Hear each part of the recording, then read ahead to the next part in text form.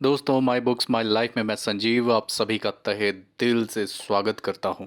आज हम जिस बुक का रिव्यू करने वाले हैं उसका नाम है मेक योर ओन बेड, जिसे लिखा है एक former US navy seal commando ने जिनका नाम है विलियम एच मैकरेवन। इस किताब में लेखक ने अपने नेवी में बिताए ट्रेनिंग के सीख को लिखा है, जो हम सभी के लिए शानदार साबित हो सकता है अगर हम उनको ध्यान से अमल में लाएं। इस किताब में लेखक सुबह उठकर अपने बिस्तर लगाने जैसे छोटे काम को भी करने को कहते हैं, ताकि आपको सुबह उठकर किसी काम को पूरा करने का जोश और अनुभव पूरे दिन दूसरे काम के प्रति सजग रहने की प्रेरणा दे। दोस्तों, आपको सुबह उठते ही अपने बिस्तर को ठीक करने की सलाह छोटी लग रही होगी, लेकिन आपको यह जानकर हैरानी होगा कि अमेरिका के प्रतिष्ठित कमांडो यूनिट नेवी सील भी अपने ट्रेनिंग में सुबह उठते ही बिस्तर लगाने के काम को बहुत गंभीरता से लेती है और प्रतिदिन अपने ट्रेनिंग पर आए जवानों का इंस्पेक्शन सुबह सुबह करती है। और ऐसे जवान जिनका बिस्तर ठीक नहीं होता उनको कठोर सजा मिलती है। इस सजा के तहत जवान को सारे दिन के लिए समुद्र किनारे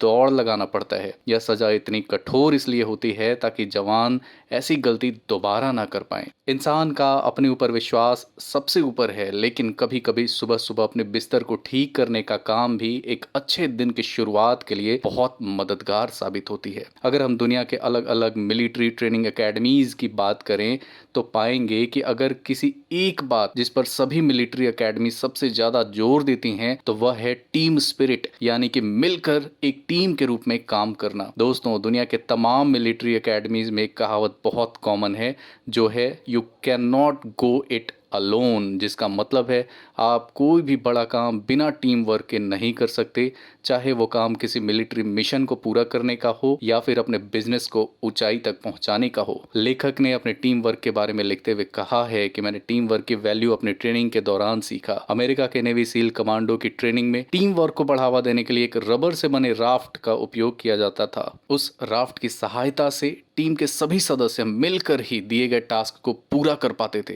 इसका मकसद यह था कि एक कठिन समय पर टीम के साथी एक दूसरे का हौसला बढ़ाएं, जिससे मुश्किल से मुश्किल काम भी आसान हो जाता है। हम अपनी जिंदगी में होने वाली परिस्थितियों के लिए तो जिम्मेदार नहीं हो सकते, लेकिन आने वाले मुसीबतों को अच्छी तरह निपट जरूर सकते हैं अगर हमारे पास बेहतरीन लोगों की टीम हो। जिंदगी हो या बिजनेस, हम सभी को एक ऐसी टीम जरूर तैयार करनी चाहिए जो हमें मजबूती से आगे बढ़ने की प्रेरणा दे सके। हमेशा याद रखिए, हमारी और आपकी सफलता दूसरों पर निर्भर करती है।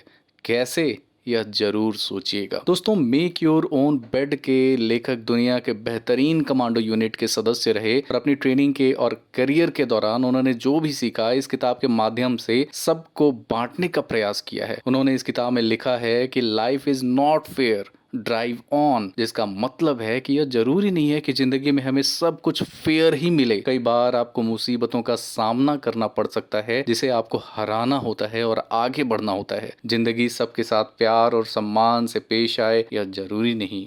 बस आपको मिलने वाली जिम्मेदारी या परेशानी का सामना हिम्मत से करना होता है, वह भी बिना किसी को दोष दिए। तो अगर आज भी आप अपनी ज्यादा ऊंची डिग्री लेकिन छोटे पोस्ट वाली नौकरी को लेकर परेशान हैं, तो एक बात गांठ बांध लीजिए कि लाइफ इज नॉट फेयर। आपका यूं ही बात बात पर अपना दूसरों से तुलना करना ठीक नहीं। लाइफ इज नॉट फेयर के उदाहरण को पेश करते हुए लेखक ने अपने एक साथी कमांडो का जिक्र इस किताब में किया है। लेखक के अनुसार उनका यह साथी अमेरिका के प्रतिष्ठित सील कमांडो यूनिट के सबसे जांबाज योद्धाओं में से एक थे, और तो और शारीरिक और मानसिक तौर पर बेहद मजबूत। सील कमांडो यूनिट में रहते हुए उनके इस साथी ने कई सारे आतंकवादी विरोधी मिशन के साथ साथ खेल में अनेक प्रतिष्ठित पुरस्कार जीत चुके थे। लेखक के अनुसार अमेरिका के नेवी सील कमांडो यूनिट अपने इन जांबाज सैनिक, जो चाहे जितना भी जोखिम क्यों न हो, कभी न डरने वाले सैनिकों पर फक्र करती है। एक दिन जब लेखक के ये साथी सुबह सुबह के अपने फिजिकल एक्सरसाइज ड्रिल के दौरान साइकिलिंग करते हुए अपने साइकिल को तेज रफ्तार से भगा रहे थे, उसी समय बेहद तेज गति से दूसरी तरफ से आते हुए साइकिल ने टक्कर मारकर उन्हें गंभीर रूप से घायल कर दिया। यह दुर्घटना इतना गंभीर था कि फिर वे कभी भी व्हील चेयर से नहीं उठ पाए। लेखक के अनुसार